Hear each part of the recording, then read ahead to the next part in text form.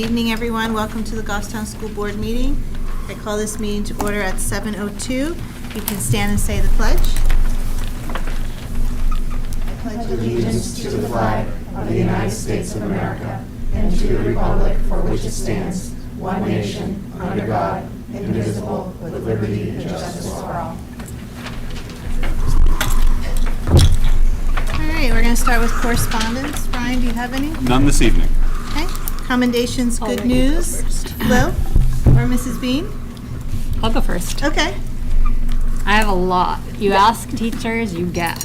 Yay. So here we go. Then in foreign language, our Latin students, French students, and Spanish students are going to test in their senior year for the seal of bilingual literacy, which is pretty exciting for them. In English classes, they're in the throes of getting ready for poetry out loud, and they're in the process of learning their poems. The English department is going to try and encourage kids to then compete on January 25th for a spot in the regional contest, hoping to get one of our students all the way through to the national competition. In social studies, Rho Kappa National Social Studies Honor Society are volunteering at the polls for the presidential election.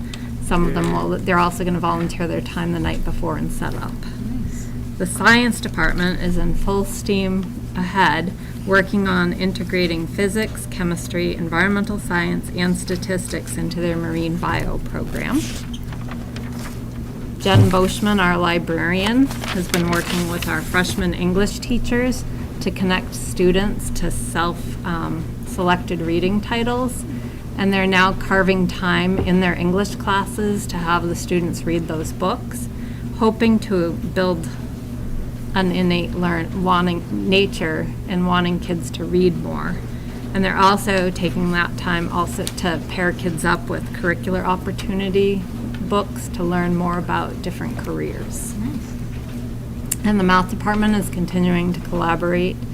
Our most recent is we're going to work with the high school teachers are going to work with the math teacher, the middle school math teachers to go over exams and build more commonality in our exams that we give our students. That's great. Thank you, Mrs. Bean. All right, go ahead, Lil. It's a lot to go off of. I crossed some things off my list. So tomorrow is NHS inductions, National Honor Society inductions, and Provided it doesn't get canceled because of the weather. Yeah, Sorry, Mr. trying not to Chadbourne. be No, spoiler I know alert Mr. here, and Chadbourne was talking about that today. I'm not forecasting anything, but Right. the forecast tomorrow night is problematic. Yeah. And we will let NHS parents know if we make a decision. Yes. But something special that we do at this school for NHS inductions is students actually give the speeches, which is pretty uncommon around schools. So basically, each student is assigned a junior student or a senior student to induct them, and so it's like an 80 to 100 word speech about that student, and I just think that's special because it's like a connection, and you get to induct your friends and stuff like that.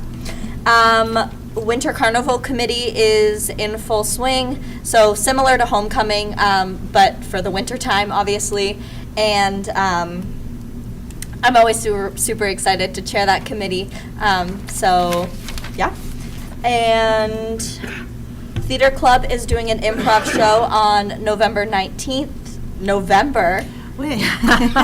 January 19th. That was crazy.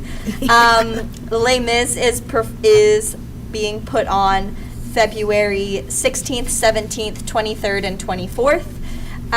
Our Granite State Invitational Festival is being held here this year, which is super exciting.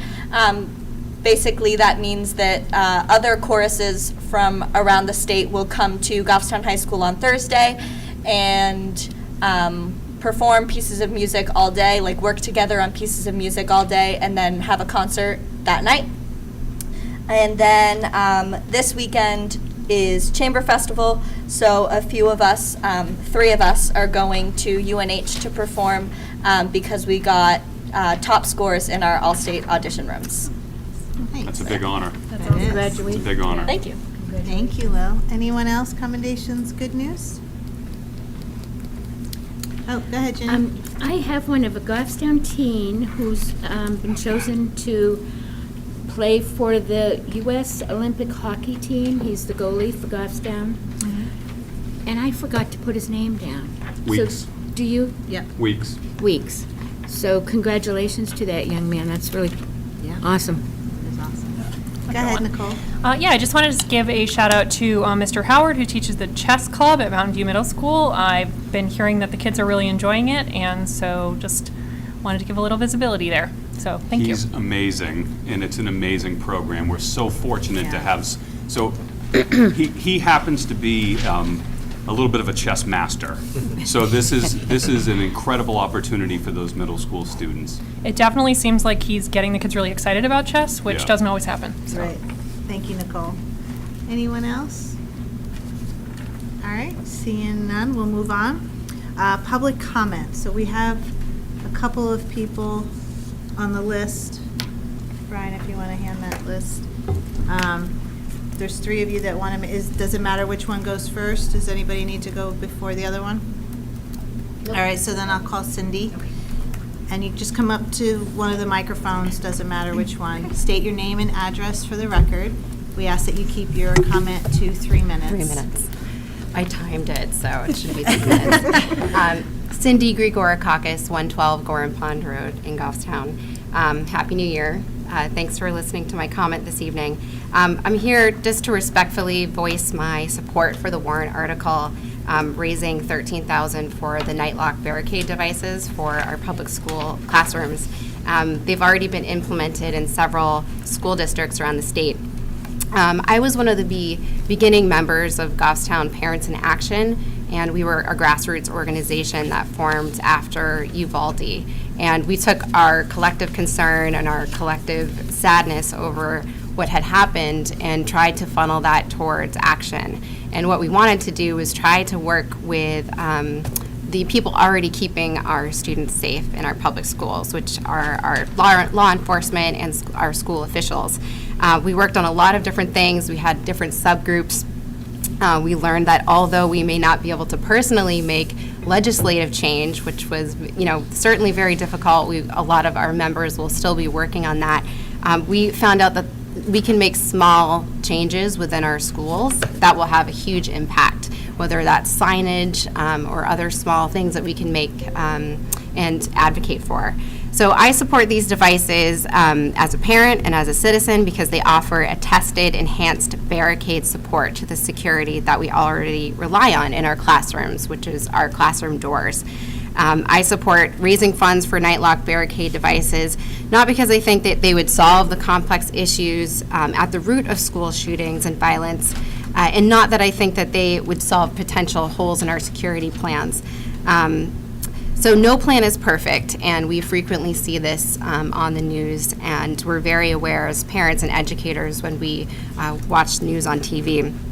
And sometimes current training that educators receive is using classroom furniture as barricade devices. So I see night locks as really being an enhanced security to our doors.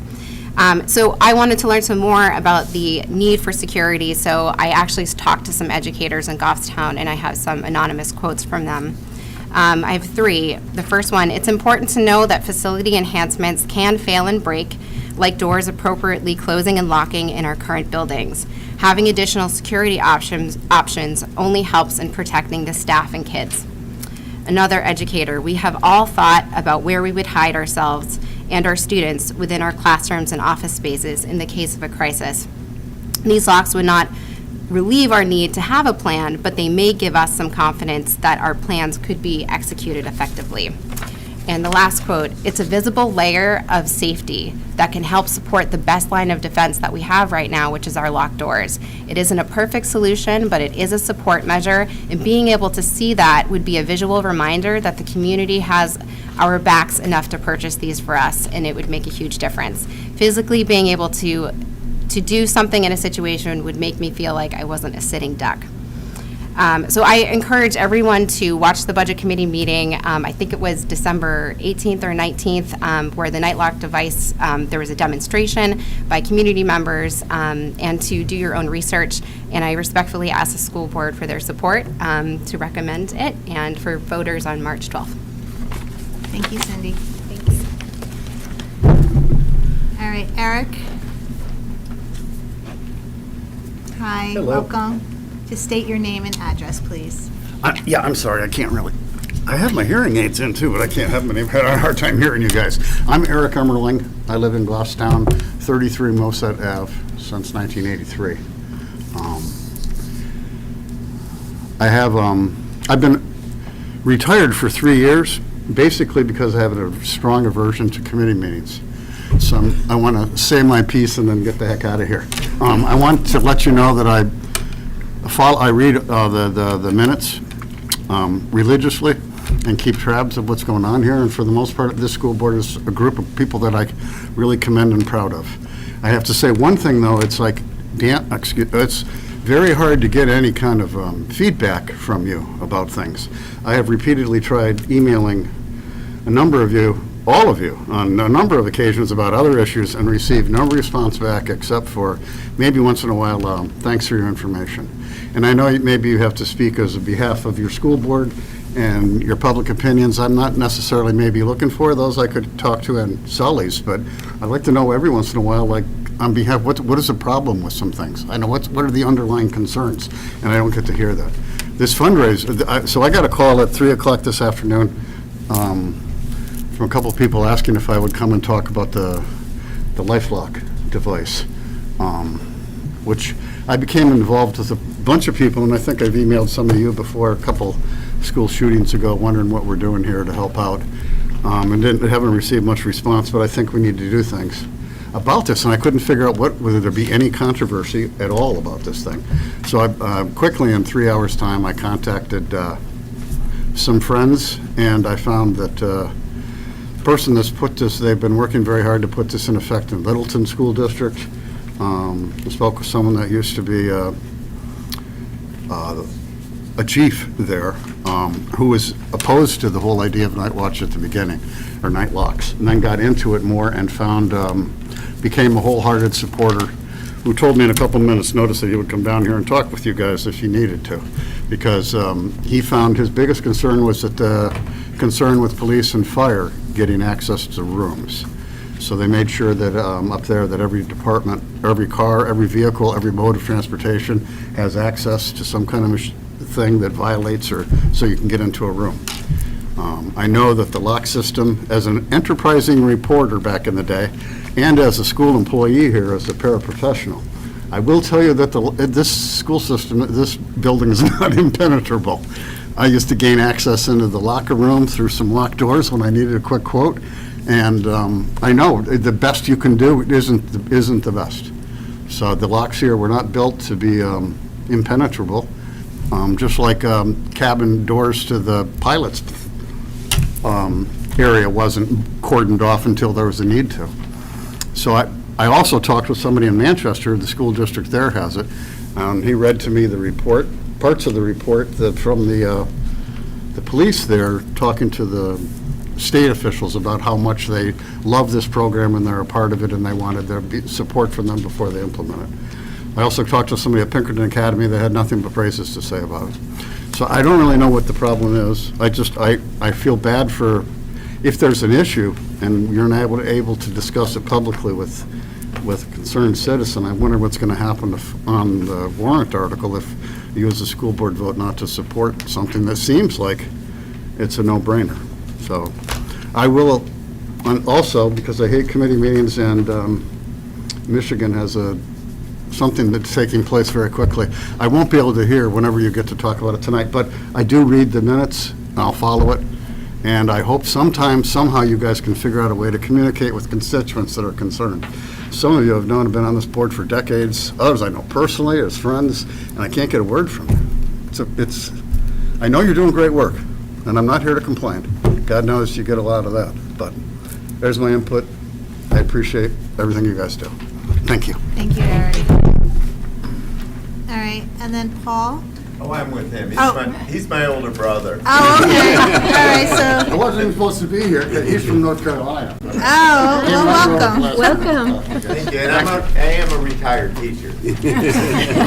Thank you, guys. Do you have any interest in some part-time work? On my flight. Got a flight to catch. Thank you. Bye, Thank thank you, you. guys. All right, is there any other public comment? Seeing none, I will close public comment and we'll move on to approving the December 18th school board meeting minutes. Did everybody have a chance to look at them? Did anybody see anything? Go ahead, Dan. Shane, you weren't here, were you? I was not, but I spoke with Denise and she's already corrected it. Right, but we had to do it publicly because the ones we have. Yep, Yep, so Yep. Shane Yep. isn't. So she's gonna has make an the change to excused say absence. you were, I was not here. thank you. Thank you. Ellen, did I see your hand up? I was just going to move to approve as amended. Okay. So I have a motion to approve as amended. Do I have a second? By Ginny. Is there any further discussion? Seeing none, all those in favor say aye. Aye. Opposed, abstaining, 2 abstentions, and the rest, yes. Did you get that, Denise? Thank you. All right, program of study presentation. Great. So thank you for having me. So this evening, I did have a short PowerPoint that was supposed to be on for parents to be able to see at home, but we've had some technical difficulties, and actually it's me that's had some technical difficulties, so I apologize. We'll make sure that the PowerPoint does end up with the notes so that families at home will be able to see it later on. So before vacation, we gave all of the board members a copy of the proposed program of studies for next year. The entire program has seen an overhaul, so we moved away from the old Word document that we've been updating for more than 15 years, and it was getting hard to move things around. We wanted to add some graphics. So you're seeing the new and improved version that we gave to you, like I said, prior to break. Also with that, the courses that the CNE and the board approved back in September are included in the program of studies. And those courses are AP Art and Design, Integrated STEM, Music Honors Ensembles, and we talked about those for chorus, band, orchestra, and then music theory. Running Start Essentials of Exercise Science, a Running Start course for nutrition for health professionals, and lastly, the Running Start course for Intro to Computer Programming with Python. So those are the new additions that the board has already seen before them. Some other highlighted changes that I did want to talk about. Geography, we are suggesting to move that from a semester elective course to a full year course instead. And we would be looking for that to be offered in grades 9 through 12. And it could do 2 things. It could fulfill a freshman social studies credit, or it could be used as elective credit throughout the years here at Goffstown High School. We've also added an honors probability and statistics course. We found that some of our students who perhaps are not looking to go into that engineering route are looking for a higher level course. In probability and statistics right now, we only offer that as an open course, so we want to be able to offer that for some kids who are looking for more of a challenge, but perhaps aren't looking for calculus. Also for world history honors, AP human geography, we'd like to offer that in grades 9 through 12. So again, offering students more choices at different parts of their career here at Goffstown High School for elective credit. AP Lang and Comp and AP Literature, same thing. Right now, those are very specific to being only offered for either 11th grade or 12th grade, and we want to give students the option of the order that they'd like to take it their junior or senior year. Also in visual arts, we're looking to change from a full year option to the half year 2-dimensional and half year 3-dimensional course. What we've found through scheduling and talking with Mrs. Lewis and Mrs. McCann is moving it to a semester course and covering the same content allows for them to be flexible in scheduling between semesters, to be able to help students with scheduling that have other things that they're looking to be able to take as well throughout the year. So with having it as a full year course, it's really kind of locked their schedule for some of the other electives, and it allows the department to be able to move it, to be able to, again, offer students to be able to take that full year course, but in half-year increments. Introduction to darkroom photography, rather than being an ICT credit, would be moved into the art category. And yearbook in both the fall and spring would instead be an ICT credit. One of the important things for the board to know is all of the things that we've talked about, including those courses that you've already approved, we will not be looking for additional staff. So we can do all of those courses with the staff that we have now. Dan? What is ICT, please? That's the Information, Communication, and Technologies. Thank you. Another quick. Sure. I had to ask someone what RS was, so maybe Running just Start. Yeah. So Yes. just for anyone at home that doesn't maybe know what that is, it's when you get college credit for the class. Is that, Yes. Okay. Yeah, it's So- through the community Through the college community system. college, yeah. And that's a great opportunity. So the more that we have that students are able to earn those credits here at Goffstown High School can be a real cost savings for families later on. Thank you. We've also proposed to remove a couple of courses from the program of studies. Just because we're removing them at this point, they are approved courses, so we could be bringing them back to the board at a later time. But these are courses that haven't run in quite some time. That is leadership. They used to have a leadership course that hasn't run here in over a decade. The Running Start Computer Networking 1 and 2 is no longer offered at the community college setting, which is why we'd be taking that out. Writing Workshop, History of Women in America, and Non-Western Literature, again, are courses that have not run in several years. And the guidance department has found that a lot of students are choosing to take kind of higher level courses rather than taking those open level, which is why they haven't been as popular. And I had mentioned earlier taking that full year visual arts course and breaking that up into the 2 semesters. One of the other things for the board and for parents to know at home is inside the program of studies, Mrs. Lewis and her team have created these career clusters for students to be able to look at, to be able to figure out what their 4 years at Goffstown High School can look at. And what they've done is they've broken it down into 6 pathways: architecture and construction, the arts, business marketing, family and consumer science, health sciences, and science, technology, engineering, and math. And what they've done in the program of studies is they've created a visual. So for example, let's say that you're interested in becoming a dental hygienist, and you know that's kind of the path or the situation that you're looking to go at when you graduate. It will talk to you and give you the breakdown of some really good course options as you go through Goffstown High School of things that would set you up for success, including any Running Start courses to help you get a jump on that career that you're interested in. So they've done that for a wide range of different career clusters, and that visual and that kind of career planning is a part of the program of studies now, which is a really nice addition. So what we're looking for tonight is we're looking for the board to approve the program of studies as presented. Anybody have any questions? Questions, comments for Wendy or Ginny? All right. Heather, I'd just like to mention, Mrs. Lewis, Mrs. McCann, all of the school counselors here at Goffstown High School, they put a tremendous amount of time into redoing this entire book.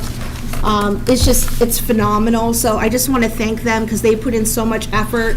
And what I just talked about in 3 or 4 minutes, they did a full 30-minute presentation for C&E, and it's just phenomenal work, so I just want to mention that. Thank you, Wendy.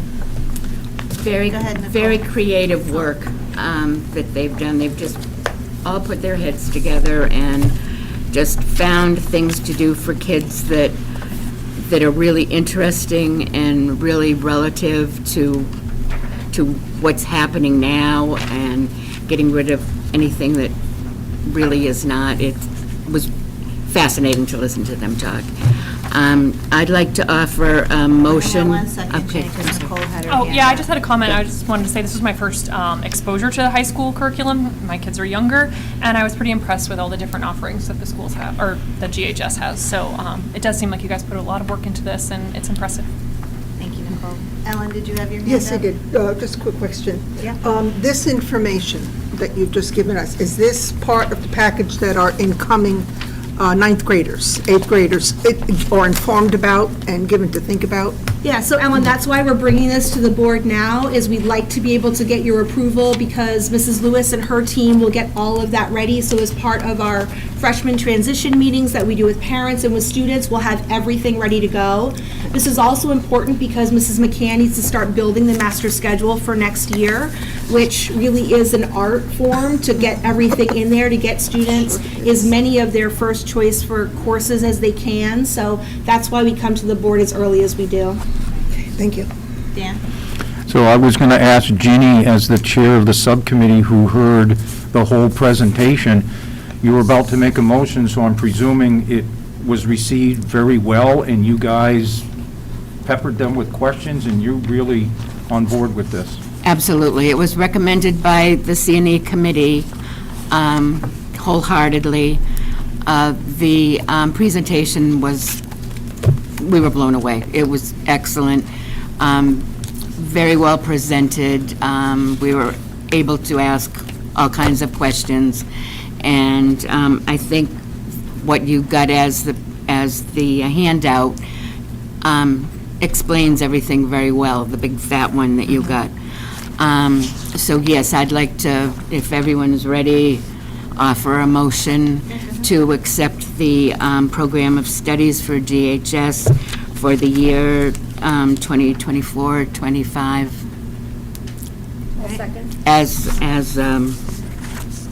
As presented. Okay, thank you, Jenny. And Caroline seconds. Any further discussion? Okay, seeing none, all those in favor say aye. Aye. Opposed? Abstaining?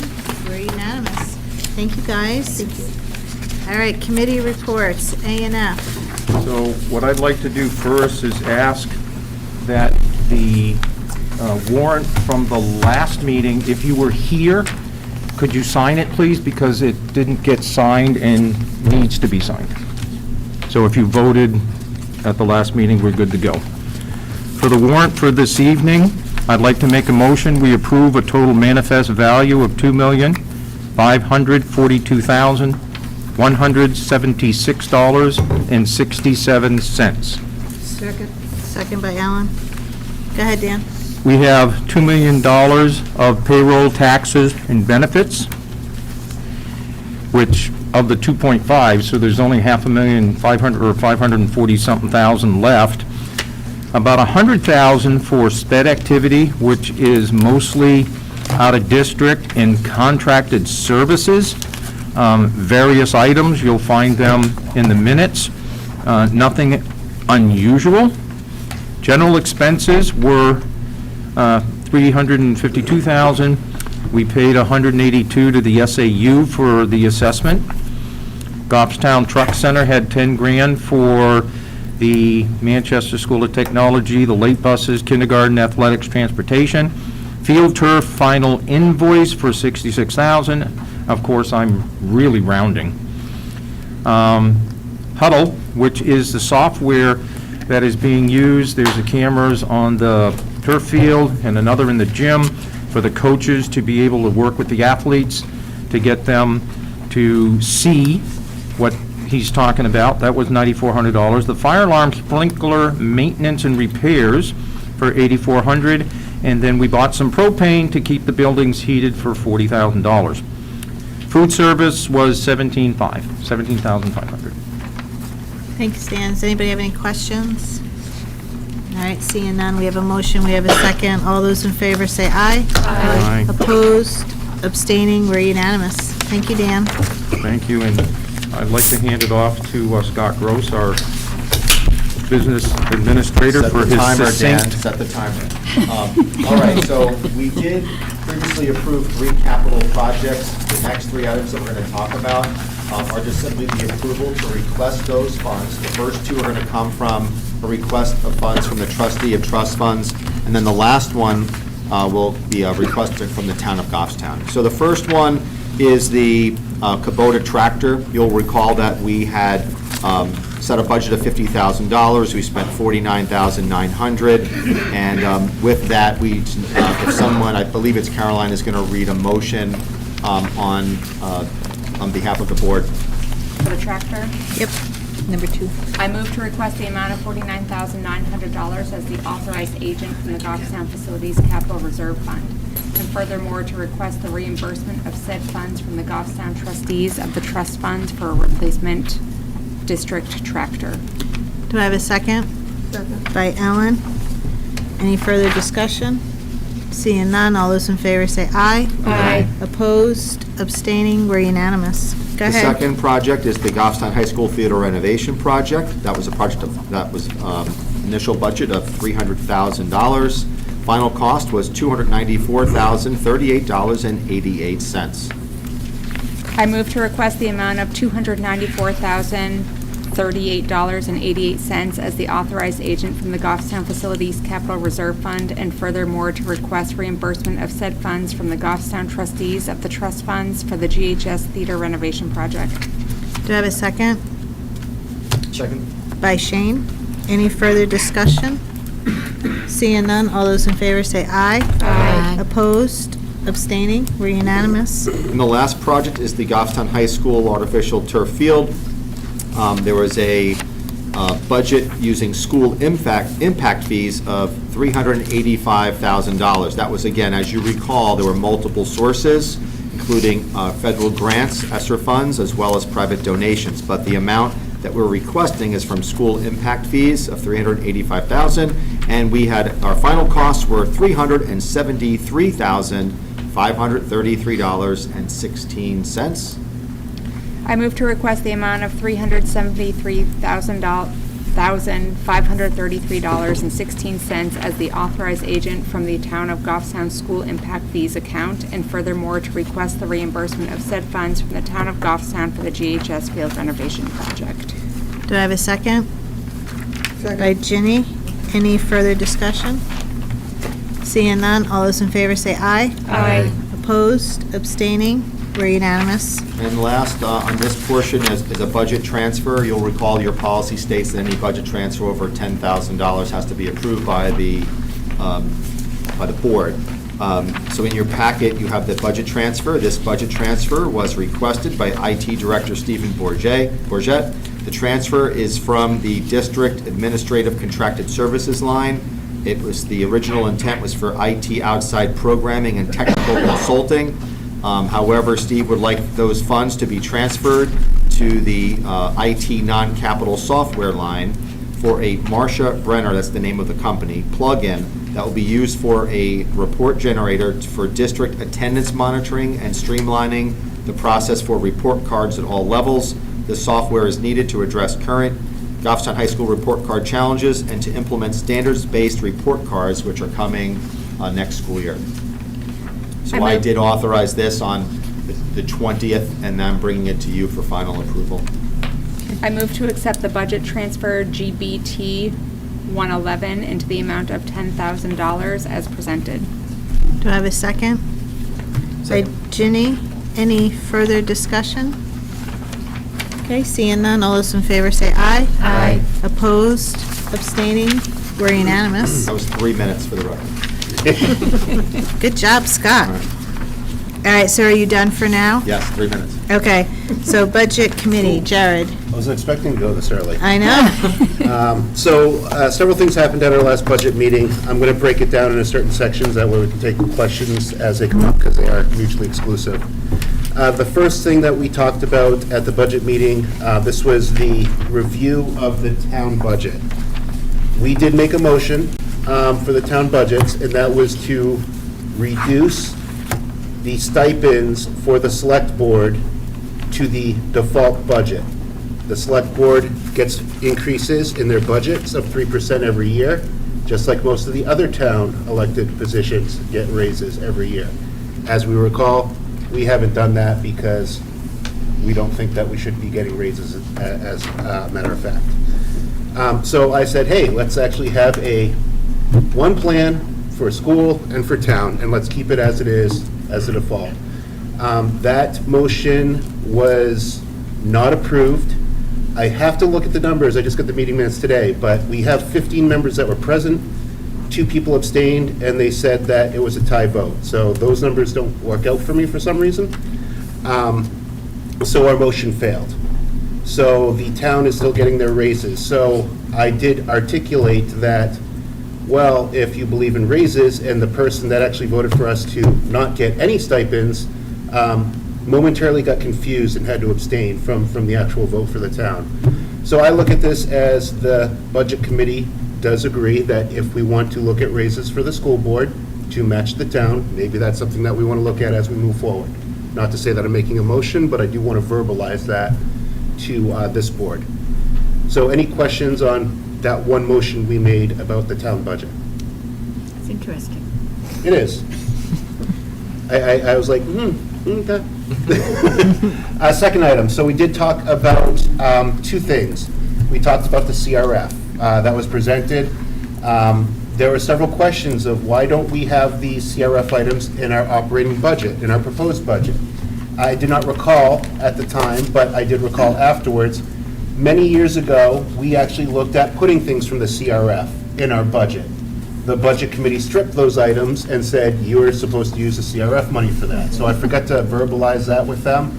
I remembered after the fact, but when it comes up, I'll make sure to remind people that's what the Budget Committee asked us to do when we first started this process.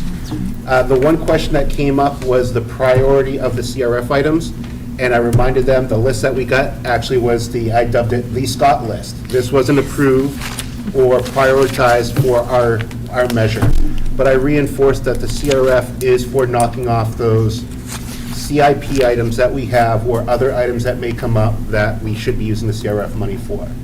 I did remind people that didn't like the way that we have done business for years, that we could always go back to using the unreserved fund balance to knock off our CIP items. Several people remembered that we used to do that, and they said this way is much better that we use for the CRF versus the old way we used to do it. So we did move that to public session. I'll, of course, talk about that. If we do have a list of priority items for CRF or CIP, that may be helpful, but again, I'm just going to go with the Scott's list at this point in time. Anybody? Okay. Question? Okay. Item number 3 that we talked at the Budget Committee was the petition article.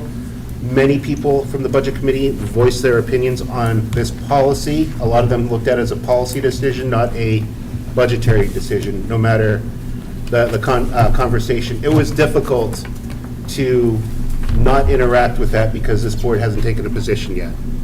So I know that we have a vote later today on whether to recommend or not to recommend.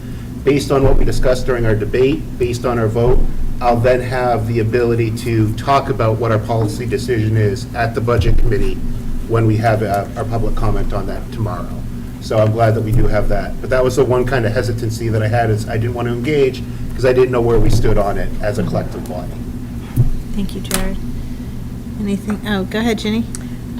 I'd just say thank you. I think you did an awesome job in explaining and kind of coming back and reminding the Budget Committee, you know, where we stand and where they've stood, and kind of giving a history lesson so that they get a picture of what's going on and what has been, and thank you. No problem. Yeah. I know think you make it very clear. Thank you. I know several people were watching the debate as well, so I got a lot of several text messages afterwards, so it was good. But like I said, I think that I tried to really ensure that we are aligned with the school board in the town, and this is just us, or myself, pointing out a discrepancy that we have in our methodologies, and maybe we want to harmonize that. And I like to say, I think the Budget Committee understood what I was saying, and I think that we now have standing for any decisions that we want about stipends. Nice. Thank you, Jared. Scott? I just want to let the record reflect that since I've been here 5.5 years, I have not yet ever increased the school board stipend. So I will take a look at that for future discussions to see but I wanted to at least get that into the record that there is no yearly annual percentage, nor has I think it's there been only any- happened 1 or 2 times in the Yeah. 11 years. So that I I've been will- superintendent. I will take a think look. was it only once? I think it's only Okay, once, that's- yeah. And that one time, as I recall, it had been more than a decade Yeah, before that one time. So if it was only one time, that's yeah. what And I I think remember. Yeah. I think Scott made us do it, too. Yes, I think you did. Ellen, you had your hand up. Yeah, I want to thank Jared. I'm glad that you have the history with Budget Committee. It sounds like there are quite a few people who are newer and don't have that, the same old questions keep coming up for different procedures, as if these things come out of no place, and the school board or the select board just decide, oh, we're going to do it this way. No, there's a history and a reasoning and a rationale, and I'm really glad you have that background and you speak so well for that and for us. Thank you, Ellen. Thank you, Dean. Yes, thank you, Jared. That's all I have, other than we tomorrow have a night. meeting tomorrow. Yep. 6 o'clock in this room. Oh, it's at 6? It's at 6 in this room. I know that we tried to move it, but there was venue Okay. issues. But Okay. if you do want to attend, or if you want to speak, please do come to speak about public comment, whether it's ours or the town's. All right, awesome. Thank you, Jared. Oh, Shane, sorry, go ahead. Yeah, I just want to piggyback on what others said, and thank you, Jared, for all the hard work you do on behalf of our students, our schools. It's a lot of work. It's not easy work. It's a lot of time commitment, so thank you. Yeah. And I did watch that meeting, and excellent job. Thank you. Good job, Jared. Thank you. All right, PNC, I know Retta's not here. Nicole? We are going to be meeting at 6 o'clock before our next meeting on the 22nd, because Retta's not here this week. Okay, perfect, thank you. Policy review, we have a meeting next Tuesday because the 15th is Martin Luther at 5:30 at the SAU. What committee is that? That's policy review. Dan, I have a conflict. on Tuesday? Yeah, is Retta able to cover for me? She's the alternate, right? Yep, yeah, I'll check with her. If you could ask her. Yeah, I'll ask I Retta. actually may also have a conflict. You have a conflict too? Okay, Oh, if we need to find another date, we can do that. Yeah, If maybe do that, we- That'd be great. Okay. maybe we do that. Okay, all right, so to be Okay. We'll announced connect. on a new date. Okay, thanks, guys. All right, C&E, Ginny? Yes, we, on the day that we had the presentation for the program of studies, we also had a quick one by Steve Bourget on technology. And a couple of things that he went over were the new computers in the graphics and the photo labs at GHS. Class VR headsets were purchased with the use of Title I grant monies for the 5th grade at MVS and Bartlett, which they're having fun with. New Wi-Fi hardware was put into all the schools, which was a huge project that's taken a lot of time. New network infrastructure for the GHS press box and concession stand was done. New high-speed fiber connections at Maple Avenue and the Alt building. The Alt building has pretty much been done over for tech offices, which he says is working out very well to get the tech people out of the schools so that they can get more work done.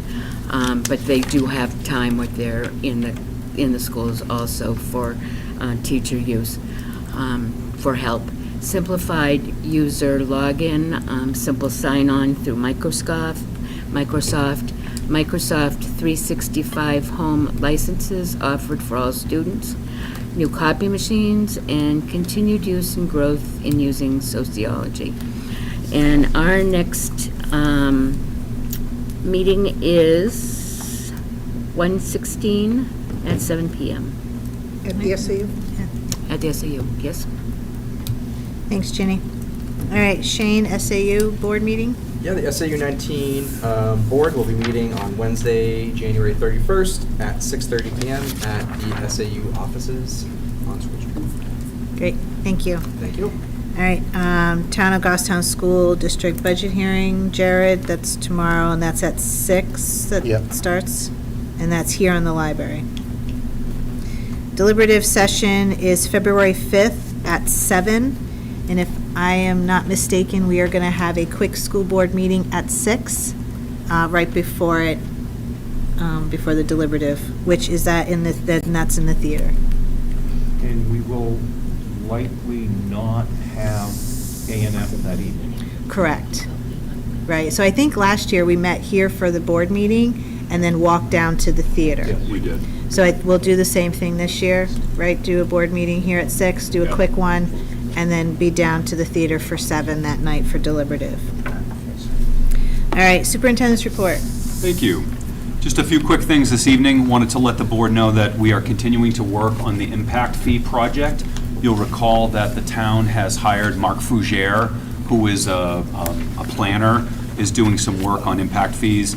Specifically, there are errors in the building capacities that they're using in the report, so we're working on correcting those. So more to come on that. We have been working on artificial intelligence, and I wanted to let the board know kind of the direction that we're going on. So we've been working on kind of creating guidance for students and staff, as well as short and long-term policy implications. So I've reached out to a number of other school districts. Bedford has done some good work around AI. I've met with their superintendent, we've talked about it, but no one's done any policy work. So one of the things that I think is really missing is it's good and it's important to have some of these ideological stances, but specifically we need to look at policies JICL and GBEF. I think both of those policies need some adjustment to incorporate AI, and I also think policy IKL. So there are 3 specific policies that we're looking at right now that from a short-term and a longer-term implementation policy, I think more to come, but I wanted you to know that we are working on that. So I wanted to give an update on the Manchester School of Technology. I've reported to the board that we've had struggles with a number of programs that they currently offer. And right now, we have a group of students in the plumbing and the HVAC programs that has not been able to run. They haven't had appropriate staffing. So I did want to let the board know there's a group of us with students from Goffstown, students from Bedford, and students from Londonderry. We are looking to do a little bit of a unique program that would be in collaboration with Manchester Community College that would provide an HVAC and plumbing option with qualified, certified staff for these students. I do anticipate it costing around $10,000. That was not a problem for me. I think these kids want and deserve this program. And I would also say from a cost perspective that we have put the Manchester School District on notice that we don't intend to pay the full bill because they have not provided all of the services in that contract. So more to come on that, but I wanted the board to be aware. And I, again, would like to thank the work of Mrs. Lewis, Mr. McDermott. The staff here at the high school have looked at a lot of options. Joyce has done a lot of individualized programming. She's worked with all these families, and I want to make sure that we offer this program for these kids. Dan, you had your hand up. Yeah, a couple of questions. One is the $10,000 estimated potential cost. You kind of answered it when you said we weren't going to pay MST. The total, do you know how much that wiggle difference would be? Scott, I don't know if we'd be comfortable putting a number on it. I would say... Okay, but we're looking at it. Yeah, we're looking at it. The other thing that we did, Dan, was we reached out to the New Hampshire Education Department, the CTE, the Center Career and Technical Education folks, and we inquired if we might be able to get state reimbursement for this extra program, and we were told no. So that's not a reason not to do it, in my opinion. I think this is 10 grand well spent. And by the way, HVAC and plumbing, great trades. Yeah. Great trades. Question number 2, where would that occur physically? It would physically be at the Manchester Community College campus, I believe. So we're working, there's a lot of That's what we're logistics thinking. to work out. Okay. But again, Mrs. Lewis has been working really hard. So at some point on a future manifest, if you see something that says Manchester Community College and it looks like it's about $10,000, that's what that is. I just wanted. It's 10 to 12 is what our last numbers are, so we're clear. Thank you, Scott. A couple other things. Mr. Gross passed out a few pieces of paper to you, a few reports. I wanted to share a little bit of information with you with respect to what these are. The 2 big ones that I always look at is, one is the cost per pupil. So in the state of New Hampshire, the Department of Education, the New Hampshire Education Department, puts out an annual report of the average cost per pupil of every school district in the state. So you can see here, and anyone who's interested, you can find this online through the New Hampshire Education Department. But the new state average for elementary schools is $20,900. The average for middle school is just under $20,000, and the average for high schools is just over $20,000. And if you look at where we fall on this, we are the, let's see, Goffstown is the 13th lowest for elementary schools, way below the state average. We are the 3rd lowest for all middle schools in the state, and we are the 5th lowest for all high schools in the state. So I've shared these numbers with you for a lot of years. Increasingly, this becomes something that I am less and less proud of. However, I am proud of the return on investment. So despite this low spending, our student achievement is at or above the state level across all grades and almost all areas, as Mrs. Kohler has presented in the past. So you can take a look at this, and you can look at some of the towns, and you can randomly pick them and see how much money they're spending. $32,000 per elementary school student in the town of Newington. I mean, it just goes on and on and on. $35,000 per kid in Rumney, $33,000 per kid. I mean, there's a lot of reasons for these costs, but I wanted you to have it. And the second report that I think is also really important for the board to be aware of. Brian? Yeah. Can I ask, these numbers are not a simple division of the average daily attendance divided into the total budget. It's that really weird thing where they take out a whole bunch of numbers. Yeah. So our costs are actually a little higher, and the state average is still a little higher. Yeah, the things that they remove, so Dan's right that the state removes several costs. One is bonds. So right now, we don't have any bonds, so we have no bond debt. But a community like Bedford does have bond debt. So they have that wonderful high school, middle school complex that they built. That building is not factored into their per pupil cost. The other variable that's removed is transportation. So a community like Manchester might spend a lot less per pupil for transportation because they have a lot of walkers, they have schools that are in closer proximity to neighborhoods, whereas if I pick a town like Columbia or Colebrook, they may have a large geographical distribution with a small population of kids. So transportation and bonds are the two costs that are removed. But so for the budget committee, the town doesn't have anything like this. You can't compare police costs, fire costs, DPW costs between towns, but you can for school districts. So again, I would say we continue to have a very low per pupil cost, and I think that speaks for itself. The second piece of the puzzle is equalize, assess, property evaluation. Now what this is how much taxable land is behind each student, okay? Because we know that we have an unconstitutional methodology that we pay for education in this state, which unfortunately is completely reliant on property taxes. But so what this ends up being is there's a state average of, and if you look at this report, the number in the top right-hand corner, the equalize, assess, property evaluation per pupil is $1.9 million. So for every student in the state of New Hampshire, there's approximately $1.9 million of property behind that student. Then you start to get into individual towns. Well, you can look at the list and you can see how much property value is behind, say, every student in the town of Bartlett, which is $7.8 million. So there are, as we know, property-rich, property-poor towns, but it also has to do with the number of students you have enrolled.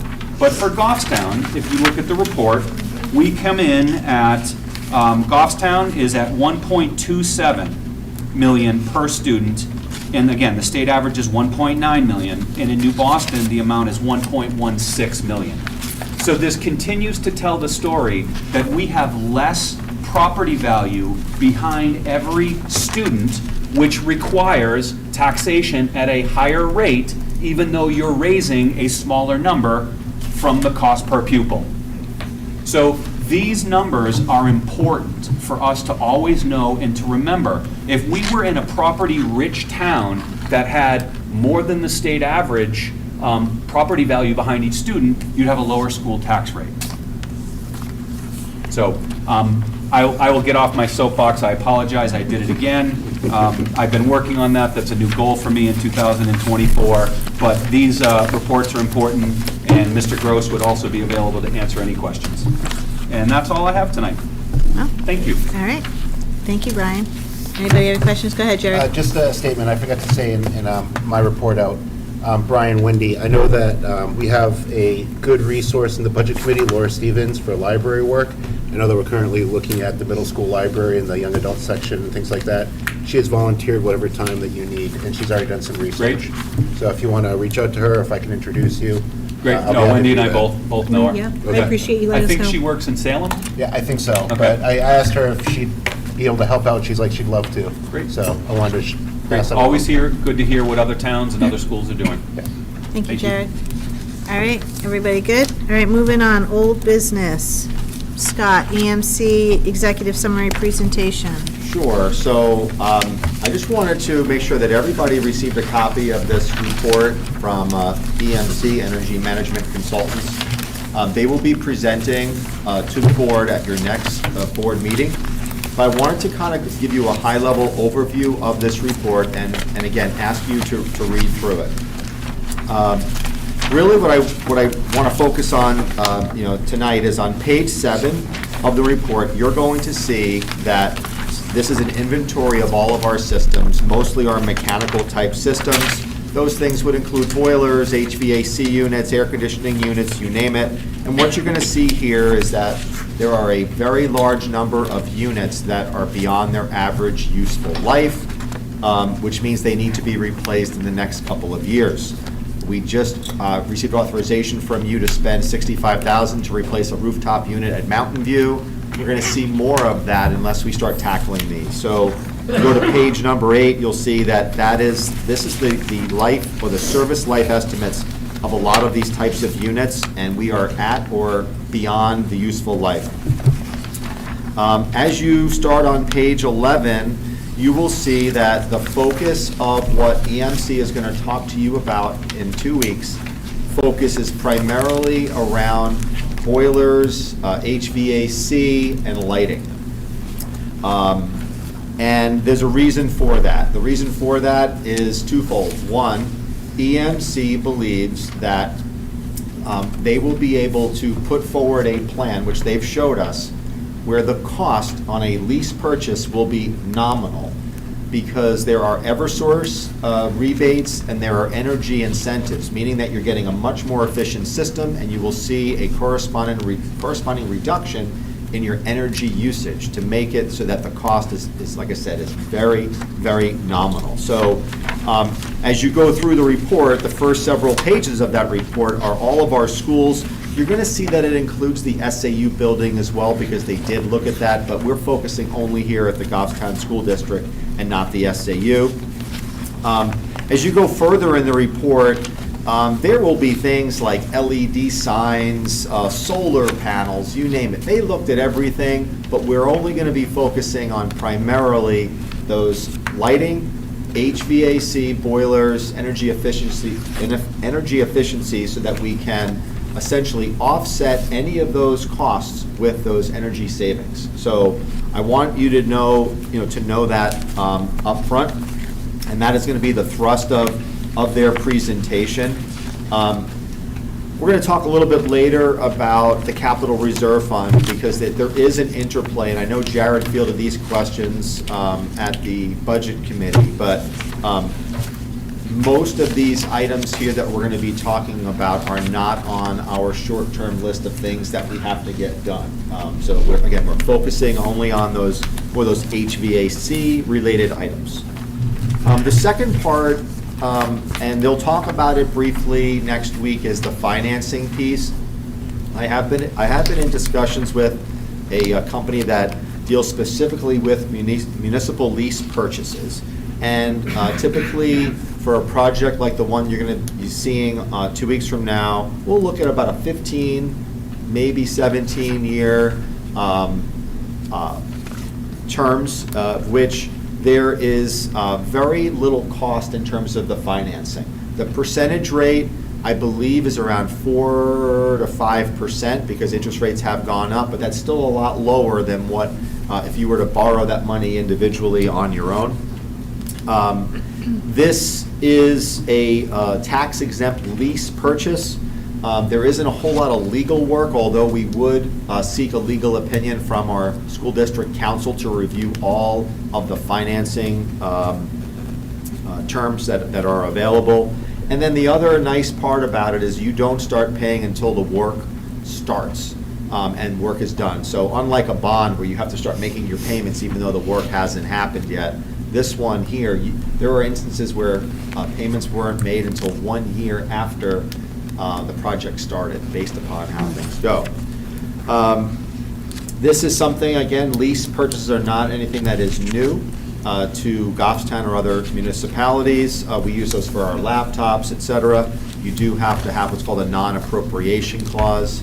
And essentially what that means is that if for some reason you fail to make payments, the entity could repossess anything that you bought, and essentially it would be whatever the value of it is, and that's essentially it. Again, this project, we believe that in this phase that you're going to be hearing about in 2 weeks, we're going to see close to $600,000 of Eversource rebates towards almost a $3 million project. So you can see that 600, and that is front loaded. So Tom Seekins from EMC will be here with his team in 2 weeks, and they'll go over more of the specificity. But I encourage you to read through it. We've dedicated an hour for that presentation, give or take, with question and answers. But I think the more informed you are about what's in this report, I think that meeting will go a little quicker for you. And if you read through it and you have any questions between now and then, call me, because I'd rather, if I can answer some of those questions before, again, it will make things go a little bit faster for you. Other than that, the reason why we're handling this approach in terms of giving it in 2 or 3 instances is that Tom will explain that if we want to start this process in 2024, this year, especially during the summer when we have the opportunity to do some of these things, there is a 2 to 3 month lead time to buy the boilers, to buy an HVAC unit, et cetera, and to contract. His company would do all of the bidding on our behalf. They have to put out bid specifications and packets, and it takes some time. So that's why you're hearing this in January and February. We're not waiting until March or April. Okay? And that's really the high-level overview of this. Jerry? Thank you, Mr. Chair. Scott, just as a general understanding, so municipal lease, I know that we talked about maybe having that as a warrant article for 2025. But from what you just said, if we want to do something this year, what would be our funding process to get that done? So Tom will go over the cost. It looks like the cost would be somewhere, again, initially, Tom will go over this, but about $10,000 to $20,000 a year. All right? So, and that is above and beyond the savings. The savings that we would see. The cost of However, however it is developed, we may not realize a payment until a year from the time we started, which we could then budget that $10,000 or $20,000 into our budget. If that were not to materialize, then we would have to do a budget transfer from another line to pay that yearly cost. So I think Jared's asking about whether we would need to put this on the warrant or not. You do not need to put it on the warrant. And lease purchase, the school board is authorized to do lease purchases. When we were originally talking about doing this, we were looking at a much higher number. A much bigger number that Scott and I both thought would be important to bring to the voters. Yeah, we thought we would see a number that could be $200,000, $300,000, $400,000 a year payment. And that's not the case with their first phase. The first phase sees so much rebates and energy incentives that, again, the initial numbers that I had gotten indicated it would be between $10,000 and $20,000 a year payment. which is rather, in the grand scheme of things, it's rather nominal. I'll save it for the next meeting, because Okay. I have a feeling that we'll have to discuss this, present it some way, Mm-hmm. because the budget committee is going to be very upset that we're making decisions without consulting them. Okay. So just have to understand that, because this would be a new appropriation at that time, so it wouldn't be in a proposed, it would be in the default budget, and they're going to ask, why is it in the default budget if it wasn't ever new money that they had to quote-unquote interrogate? Right. So I just want to be sure that we have that commitment and understanding with them that we are looking at doing something like this, and this is why. Yeah. And again, I don't believe that, I shouldn't say, be more positive about it. We have been talking about this, and there will be a lot of public discussions, similar to how we've spent monies for capital reserve fund. I have every intention of talking, or us talking to the budget committee about how do we tackle millions of dollars, $3 million of projects on our capital improvements plan, and do it in a way that is smart. And this is a smart approach towards addressing significant needs, especially on our HVAC and boiler side, that we're going to have. So again, there's nothing, we want to be as transparent as possible with the budget committee and the community. That's why we're talking about it in public. All right, thanks. Go ahead, Jenny. Scott, isn't this kind of similar to the Honeywell project? It's identical. Okay, I thought so. It is, So- but it's also, what I like about this one better is that we have one group that is doing all of the bidding, project management, project oversight, and another totally separate financing arm. Honeywell kind of combine those. And proprietary Right, equipment and proprietary software that only they systems, and can like, then do service on. Yeah. It's, This one is much more open to competitive bidding and, but just in terms of the history, Yeah. we have done 2 multi-year leases on energy efficiency equipment. So we have a history of doing this for a long time. So this is not a new practice Right. for us. And it's important to know that these projects are talking about cost avoidance through energy savings. So this first piece that you'll hear, we think would be a really good return because there's going to be energy savings and rebates associated with it. And so it's nothing new, really, that we're looking at, like, basically It's nothing just another new. round. And we're Correct. very And- pleased with the turnout of the Honeywell project, as far as what we were able to get from it. Yeah, So and it's kind of a. It's just time goes by, Yeah. and the technology has changed Right. so much. So what Right. we did 15 years ago, obviously there's a lot Comes more around energy and- efficiency right. that you can now gain. Dan? And you'll Oh. recall that we did Sorry, Dan. massive upgrades in our lighting and our gymnasiums Mm-hmm. all across the district at I think it was 15 cents on the dollar because of all the energy savings and rebates that were out there. So Dan had his hand up. So, Okay, Mr. Bean. two items. The first, the Honeywell 1 project, I was invited by the school board to participate in that as chair of the budget committee at the time. So even the first time, the budget committee was involved and kind of understood the process, even though they didn't have to be. So we've been a very good partner with that committee for a very long time. We are looking at purchasing probably close to $3 million of needed items that, if we want to think about it, are already budgeted, except for between $10,000 and $20,000 a year. And if we look at this as even a 20-year lease purchase, I'm not sure what the timing is, do the math, we're talking $200,000 to $300,000 for $3 million. So it sounds like a reasonable plan. Thank you, Dan. Mrs. Bean? When Scott tells you it's much needed equipment, I can concur. There have been days over the last few years where I walk into this building and my kids are in 60-degree classrooms, even lower. I've seen it as low as 55 degrees if the boiler goes down and they're trying to get it going. and kids come into the building with no coat, and so they're cold. Just on a daily basis, because I have a little thermometer in my room, the heat can vary as much as like 65 to 70, sometimes a little lower. I see it at 60. If I see it at 60, I call down and let them know that it's cold. But those boilers need some work. Thank you, Mrs. Beam.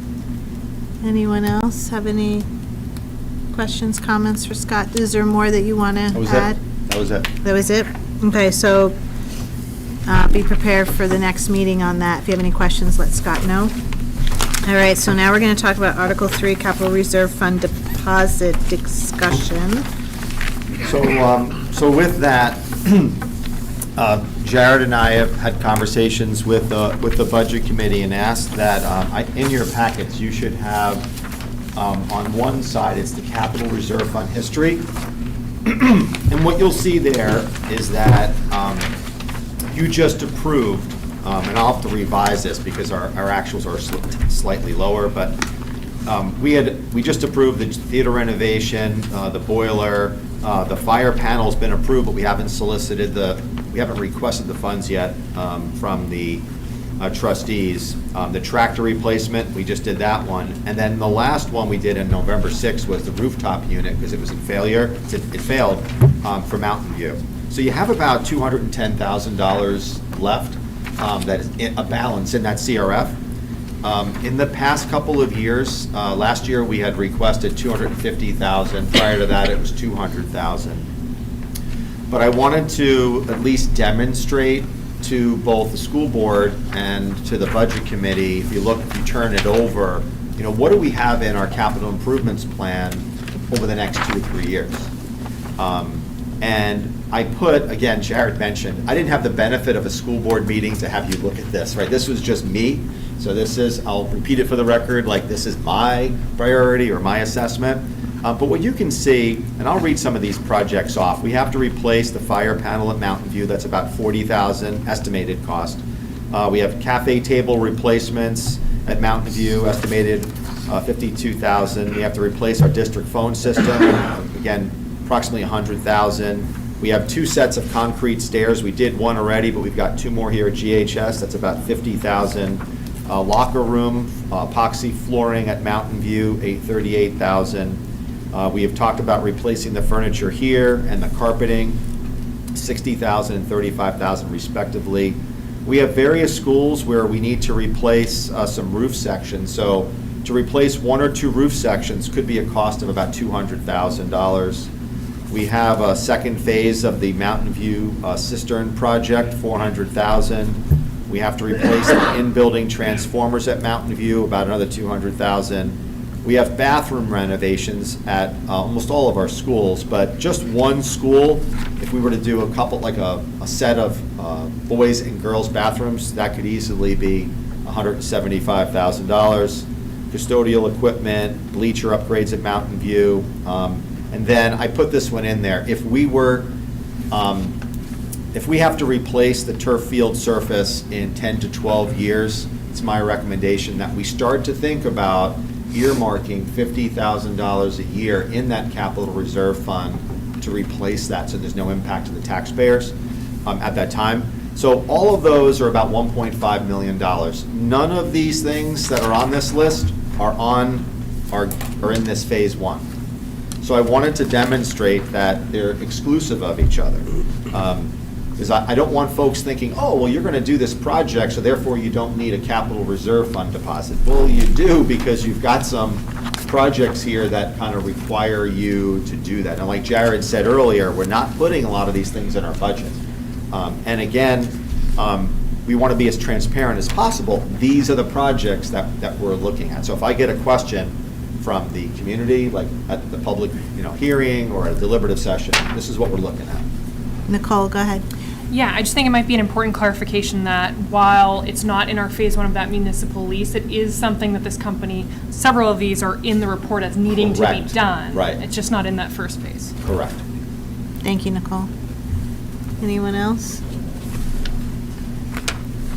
All right, so we need to decide if we're gonna put money into the CRF. And that's gonna come, right, And how so, much? right, what amount, like in the past, like I said, last year it was 250, the years Mm-hmm. prior to that it was 200,000.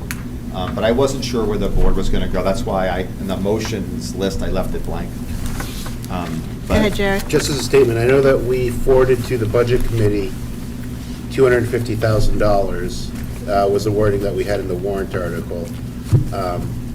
That's what we presented to them. I think that's what we should probably stick with instead of trying to pull it back some.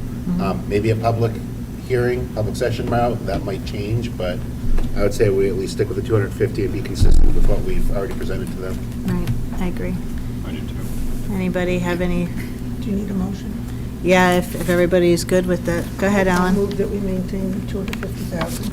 There's a motion on one of the papers. I got it. You got it? Go ahead. I move to recommend warrant article number 3, a deposit of $250,000 into the Goffstown Facilities Capital Reserve Fund, and furthermore, to move said warrant article to the deliberative session. Do you want to second that, Ellen? Sure. All right, thank you.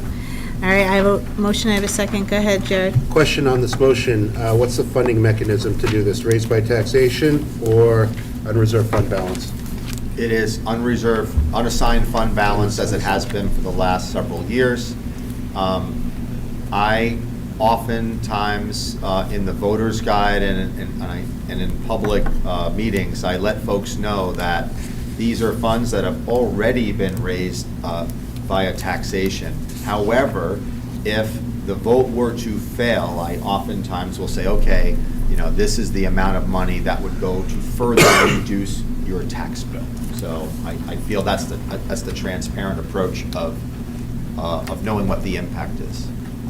Thank you, Jared. And thank you, Scott. All right, so I have a motion, I have a second. Any further discussion? Okay. Oh, go ahead, Jared. Yeah, I know that even though we put in the voter guide, people don't read the voter guide. I often hear from the community that they get confused on the terminology. I will not be voting for this. I agree that we should be putting money in our capital reserve fund. I do not agree that we should be holding on to monies that we've already collected and not give back to the taxpayer. I cannot vote for this unless it says raised by taxation, so I'll be voting no. But I've been consistent on that for several years, I just wanted to state it again. Thank you, Jared. We appreciate that. All right, any further discussion? Okay, seeing none, all those in favor say aye. Aye. Opposed? Abstaining? We have 1 no and rest yes, Denise. All right. Go ahead, Scott. That's it for That's it for this you. particular agenda item. We have Okay. other things that we have to do. All right, so the next is approving the 2024-2025 school calendar. We have a few different calendars here, right? You just have one. When is the current year? 24, 25. What are these? The This one revision? here is Oh, that's for this year. Yeah. Okay, Yeah, just that it was revised. okay. So we're going to focus on the one that says 2024-2025 school year. So I'll give you just a brief overview of this. I would begin by making sure that it's clear to everyone that this proposed school year calendar is 181 days. The state minimum requirement is 180 days, or you can do your calendar by hours. So we exceed the state minimum, which is a good thing in my opinion. This calendar has 2 teacher workshop days in August and has students starting the Tuesday after Labor Day weekend. You'll see that there is a teacher workshop day the second Tuesday in September. That is because there will be a primary that day. So that'll be the cycle. We'll have a primary on September 11th, and that will be for gubernatorial as well as state. And then we will have the general election will be coming up a little later. So in October, this calendar maintains Columbus Day on the 14th of October.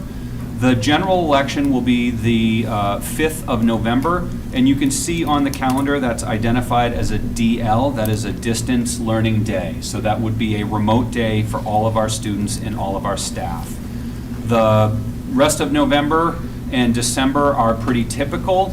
The teacher workshop day in December is part of our GEA contract. That's when we do parent-teacher conferences. When we get into January, you'll see that Martin Luther King Day continues to be represented. February has our traditional February vacation. We have the local elections, the second Tuesday in March. That will be our third election of the year, next year. And then April vacation is a little late this year. I want to explain that is what the state has recommended in their model calendar, and that's what Manchester has adopted. Because we have students who attend the Manchester School of Technology, we wanted to align our vacation weeks. And actually, there's a state law that requires us to align with slight reasons that you can have some overlap. But that's essentially the high-level overview of the calendar. I think it's pretty straightforward. Happy to take any questions. Hey, go ahead, Dan. The distance learning on the election in November, that kind of like a trial? Could it be used as, because there's only one for the year, and it's hard to spin something up, get her done for that one day. But we can kind of think about that as a day for potential snow days that you want to make distance learning? So this, by announcing it ahead of time, I wanted to make sure that everyone knew so that they could plan accordingly. So we would have the ability to do a distance learning day due to inclement weather at any point in time. Not Wednesday morning, though, however, so spoiler alert there. Dan, we're doing the same thing on the New Hampshire primary day this year on the 23rd of January. So the revised calendar, if you take a look at it, we're doing our first sort of election day, distance learning day on that day. So I think, looking at one day to do this as a planned time makes a lot of sense. Are you good, Dan? Nod your head. Yes, Ms. Lund. Okay, all right. Go ahead, Jared. Just because I don't have the revised calendar for this year, I know that at the state level, they're looking that April 8th would be a mandatory holiday. Yeah, that's the solar eclipse day. I know that my kids won't be in school because we'll be actually outside experiencing that, along with other things. I just didn't know if that's going to impact our calendar. Well, if it's passed, it's definitely going to impact it. But have we looked at maybe looking at that as a... Yeah, so that would be this year, this coming April 8th, 2024. So it wouldn't be this next calendar. There's a lot of discussion about whether that should be kind of a no-school day in all of New Hampshire. So I know that the Commissioner of Education has talked to superintendents about that. There seems to be some interest in doing something legislatively. So if I'm given a mandate that it's a no-school day and kids are allowed to go watch the eclipse, sounds like a dreamy reason to go up to Coos County to me. So I don't know that that'll happen. And there's also some talk amongst legislators to make it an optional school day so that the attendance isn't held against kids. So we would work with kind of whatever happens at the state level. It is really kind of a once a lifetime kind of event. So I know I've already got my glasses. I'm hoping it's going to be a nice clear day, so it'll be spectacular. Thanks, Jared. All right, so we need to approve this, or make a motion if everybody's good with it. I'll move to approve the calendar, 24-25 school year calendar as presented. Thank you, Nicole. Do I have a second? By Shane. Any further discussion? Seeing none, all those in favor say aye. Aye. Opposed, abstaining, we're unanimous. Thank you. Thank you. All right, so the next is, we have some second reads. There's only 3 to move forward. So the first one is ACE, procedural safeguards. Do I have a motion for that? I'll make a motion to approve policy ACE as presented. Thank you, Shane. Do I have a second by Nicole? Any further discussion? Seeing none, all those in favor say aye. Aye. Opposed, abstaining, we're unanimous. The next one is AD, philosophy of the Goffstown School District. I'll make a motion to approve policy AD as presented. Thank you, Shane. Do I have a second? Second. By Nicole. Any further discussion? Seeing none, all those in favor say aye. Aye. Opposed, abstaining? Okay, we're unanimous. And the last one is EBB, School Safety Program. To approve policy EBB as presented. Thank you, Ellen. Do I have a second? By Ginny. Any further discussion? Seeing none, all those in favor say aye. Aye. Opposed, abstaining? We're unanimous. Thank you, guys. All right, so now we have policies that came to us last time. If anybody has any questions? Yeah, I have a question on policy AC. We're on page 5, right at the top under response. It doesn't really go into the response like many of our other policies do, so I thought it might be worth directing people to ACR for what actually happens in that response. At the top of page 5, you said? 5, yes. It just says the district will take appropriate action. I thought it might be worth directing people to, because ACR actually outlines what that action is, so point them in that direction. I mean, within the policy, refer to. Yeah, refer The to re- ACR. yeah. To refer, Yeah. is everybody good with that? Okay. Refer to the reg. Did you get that, Denise? Anything else for any of these policies? Yeah, the only other thing I have was on policy ACAC, the really long one. Just between them, so there was a memo in with this one. Yep. That said we were not doing several things, but they're still reflected in the draft. So are we just, I'm just curious what's actually happening with those. Are we taking them out or are they staying in? So on the very first page in yellow, for example, it says in the memo that we're not going to be doing that, but then it's in the draft. It wouldn't get taken out. Yeah, and then the same thing, the other yellow on page 9. Okay. Yeah, that's just letting you know that we're taking those out. Okay, just Okay. clarifying. All right, thank you, Nicole. Anyone else? So the final copy will have them out. Yes. All right, so these will come at the next board meeting to move forward. All right? Okay, new business. So now we have board approval. The first is to move, recommend or not recommend the FY25 budget to the deliberative, or to the budget. Yeah, this is just simply a recommend. At the A&F meeting, we struck the last part of that sentence because the school board does not technically bring the budget to the deliberative sessions. Technically, the budget committee's budget. And there, for the last many years, those numbers have been identical, but there could be a possibility where the budget committee's recommended budget is different than that of the school. So from a technical perspective, you simply need to either recommend or not recommend the budget, which is $55,709,910. Right. So, you want to make a motion?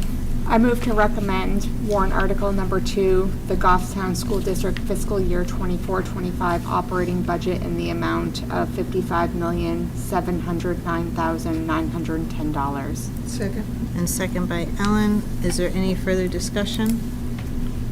Okay, seeing none, all those in favor say aye. Aye. Opposed? Abstaining? We're unanimous. All right, the next one is recommending or not recommending the 250. We actually. We already did, so now we Yeah. just want to move the warrant article. So we're done with that one. Yes. All right, so the last one is discussing the petition warrant article that, from the citizens on the night locks. And before we take a vote, I know Brian wanted to speak about it. Yeah, I just wanted to speak in general a little bit about this. I want everyone to know, first of all, that I've shared this with the board. I'm not very comfortable discussing school safety in a public setting, so my remarks will be limited. I support school safety. Our police and fire chiefs do as well. I appreciate the hard work that this group has done. Several of the recommendations that they've made, we've incorporated into our operations already. I think that these are good people that have really the best interest of our students in mind. So just a few things for the board to consider. The warrant article identifies a specific brand name and product. I do want the board to know that that's problematic for me. So if the wording was generic as opposed to identifying a particular brand, I think I would be much more supportive of this. But I want you to have a little context. So there's a report that all New Hampshire schools are trying to implement with respect to school safety that has 59 recommendations. This school board has heard me talk about these 59 recommendations. We've talked about this in other settings. Recommendation number 54 is specifically the installation of Columbine-style locks. That's what we have. We've installed those locks in every one of our schools on all of our doors. I don't want to get into any of the other towns that have been mentioned, but some school districts have chosen to use these night locks in replacement of, not in addition to, a Columbine lock. We already have the industry standard. The recommendation is a Columbine lock. We have done that across our schools. Another piece that I wanted to share is we met with the gentleman who's in charge of Homeland Security, and we discussed these locks specifically. And although he wouldn't take a position, he said that the recommendation from the Department of Safety and Homeland Security is the implementation of the 59 recommendations that they've encouraged school districts to focus on. So a couple other things specifically about these locks. The identified locks in the night locks that's been identified in the warrant article for the night locks require drilling into the floor. They're installed into the floor. 3 of our schools have asbestos in the floor. That's problematic. I'm not going to speculate what that would mean, but anytime you disturb encapsulated asbestos, you're required to do abatement. So that's a problem. And the last piece that I would share with the board is these locks require a variance from the State Fire Marshal's office. I know that the State Fire Marshal has approved, I think, at least one variance for these locks, but I also know that Pinkerton Academy has been waiting a year since they submitted their variance for these locks and have still not been approved. This board has had the chance to meet with the police and fire chiefs. You've heard directly from them. I just want the board to realize that the school district can submit a request for a variance, but that would be very hard to do without the support of the fire chief. So I would again thank Mrs. Grigorakakis and the other 2 folks who came. I know that there's a lot of people doing good work, but I have not been really comfortable sharing a lot of concerns or comments about that, but I did want the board to at least have those pieces to consider as you discuss. Okay, thank you, Brian. All right, is there any discussion on this before we take a vote? Does anybody want to say anything? Go ahead, Jared. Just as a question, Brian, I know it's been stated during the Budget Committee that these were already installed in New Hampshire school systems. To the best of your knowledge, is that an accurate statement? I believe they have been. So, for example, I haven't had current conversations with people. I know that Pinkerton has still not received their variance. I believe that Manchester is installing these in one school. I think that they're looking to do it district-wide, but I think they're starting with one school to see how it goes. And I do know that there's at least one other town that has them. I don't know whether or not they went through the variance process. So I do think, and I will say, they're widely used across the country. So the product that they're recommending is a good, high-quality product that is being used in school districts across the country. Thank you, Jared. I think it's, Anyone else? sorry, go ahead. You had your- Sorry. Go ahead, Caroline. I'll just say that that this whole process, learning about all of this has been a massive learning opportunity for me, and I think for others on this board as well. We get a lot of information that not everybody is privy to, and that has really helped me land where I land currently on this. I am all for improving safety in any sort of setting, any setting that kids are in, especially settings that I am in, anywhere that I am, and we have constantly had to kind of change our safety awareness as time goes on. So I am all for the 59 points in the report that has come out, working on each and every one of those, working to achieve all of those, and not just one aspect of safety in schools. I agree with the public comment that was said tonight, especially, small change can have big impact. It does not have to be, these significant locks on doors, hundreds of thousands of dollars to improve safety, simple signage on doors to remind people and following that type of direction can have significant impact on kids' safety in schools. I do not agree with how this has come up. Like Brian had mentioned, naming the type of device that we would be using, sort of being forced into a very specific device, not looking into this on our own, not having others kind of make that decision with us. So for those reasons, will be voting no on this. Thank you, Caroline.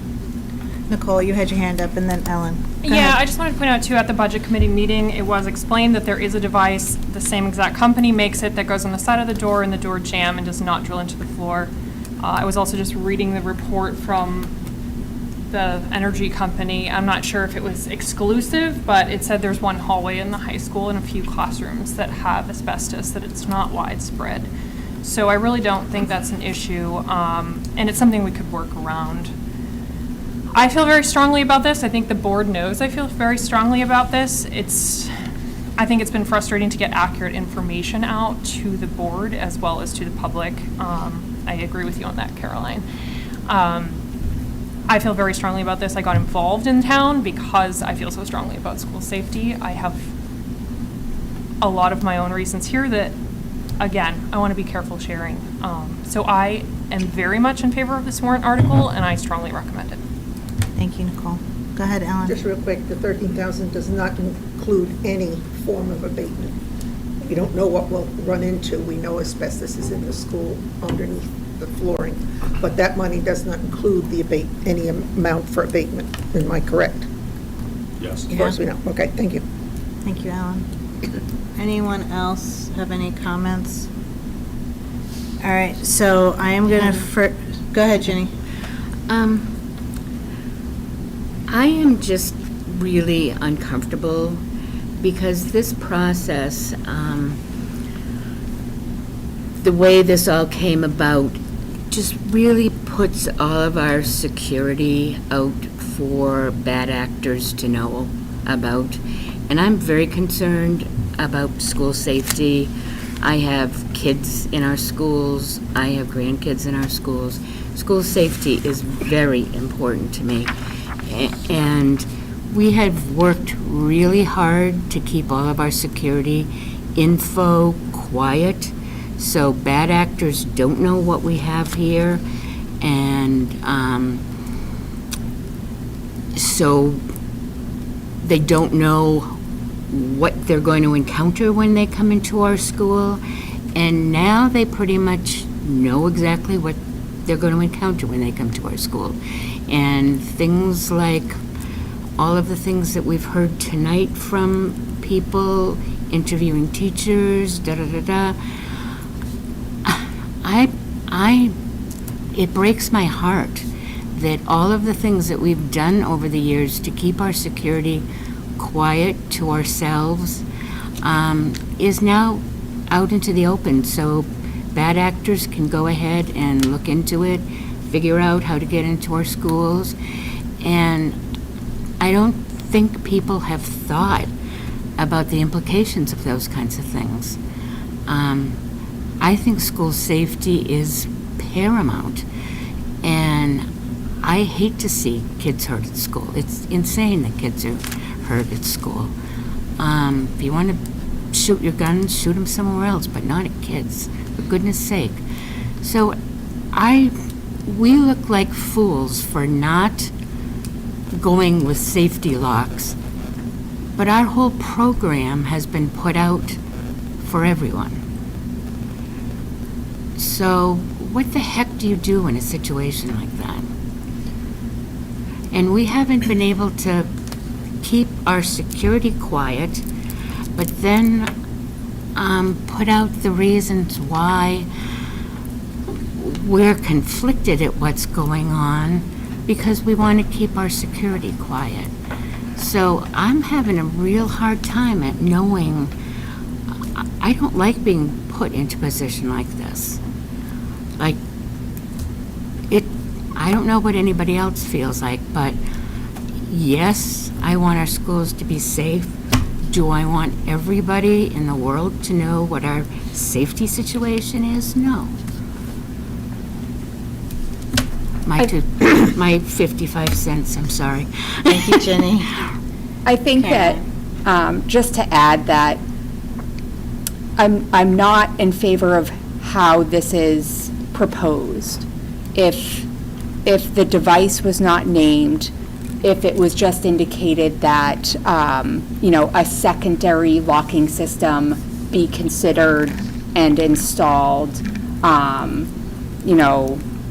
something like that, if there were amendments made, I think I would have a different position on this. But as written and presented, I just, for all the reasons discussed, have concerns. Thank you, Caroline. Anyone else? All right, so we need to, there's a motion to either recommend or not recommend, and then we'll take a vote. So somebody want to do, go ahead, Ellen. I move to not recommend the petitioned warrant article. I have a motion by Ellen. Do I have a second? Is there a second? Was her Motion to not recommend. to not recommend? Yeah, to not recommend warrant article. We have it written out. Okay. Do you want me to You read want me to it? read that? Yeah. Okay. I move to not recommend warrant Article 4, the petitioned warrant article in the amount of $13,000 for the purpose of purchasing night lock door barricade devices to be installed in all primary classroom doors in Goffstown schools to improve safety and security in the event of an active shooter event. Thank you, Ellen. Do I have a second? Is there a second? Dan? Any further discussion? So this is to not recommend. So if you say yes, you're agreeing to not recommend. So all those in favor say aye. Aye. Can you put your hand up so I can count? 1, 2, 3, 4, 5. Okay. And noes, or yeses, I mean? Okay. So we have 2 noes and the rest yes. So it is not recommended by this board, 6-2. 6-2. I think the count shows it Yeah, on the- 6-2, to not recommend the night locks at this time. All right, thank you, guys, good discussion.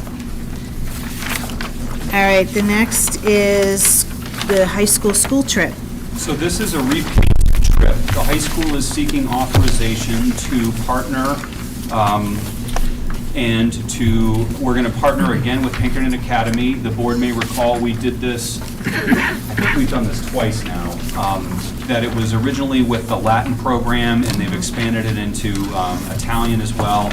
But they're looking to go to the high school in the February 2025 kind of timeframe. So it would be to travel to Italy and to Greece, and they would do so through the company EF Educational Tours. This is a very reputable company that we have used over the years. We would have appropriate chaperones, et cetera, et cetera. The cost is estimated to be at around $4,500 per student, which is pretty expensive, but it's a pretty amazing trip. So this is something that has my full support, and we would ask for your approval. You have a motion? Go ahead, Ellen. Move to approve the request for the, EF Educational Tours field trip to Italy and Greece. Thank you, Ellen. Do I have a second? By Shane. Any further discussion? Go ahead, Nicole. Yeah, I love this trip. It sounds awesome, but it does sound, my reaction was that it sounds very expensive. So if there's any opportunity for the schools to help the students fundraise in some way, that would be really great. Maybe make it a little more accessible to some of our other students. Yeah. Thank you, Nicole. Anyone else? All right, so I have a motion, I have a second. All those in favor say aye. Aye. Opposed, abstaining, we're unanimous. Have a great time. All right, staffing. And lastly, notification only, Cherise Salter, one of our great nurses here. That says Glen Lake, but she is very much here at Goffstown High School, so if you can just recognize that she's a nurse here at the high school. Moving from bachelor's 30 to master's, congratulations to Cherise. And that's a notification only. And for your approval, Ashley Parisi, who's one of our school counselors, you have already approved a leave for her through the end of April. And the request now is that will be from May 1 until the end of the school year for the leave of Mrs. Parisi. All right, so I'll need a... Move approval of that request. Thank you. I just had a quick question. Yep. That leave, so does that include the 1:30 to 4:30? No, that's already been approved. Okay. This is just Just to extend extending it, okay. from the end of Yep. April until the end of the school. I just wasn't sure if that Yeah. was, if some things had changed or something. All right. Thank- Perfect, good, thank you. Thank you, Shane. All right, so I have a motion by Ellen. Do I have a second? Second. By Nicole. Sorry, I saw Nicole first. Any further discussion?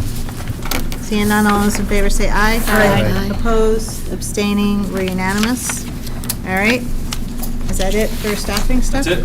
Any business that may legally come before the meeting? All right, seeing none, we have no non-public tonight. So I'll need a motion to adjourn. By Dan, second by Ellen. All those in favor say aye. Aye.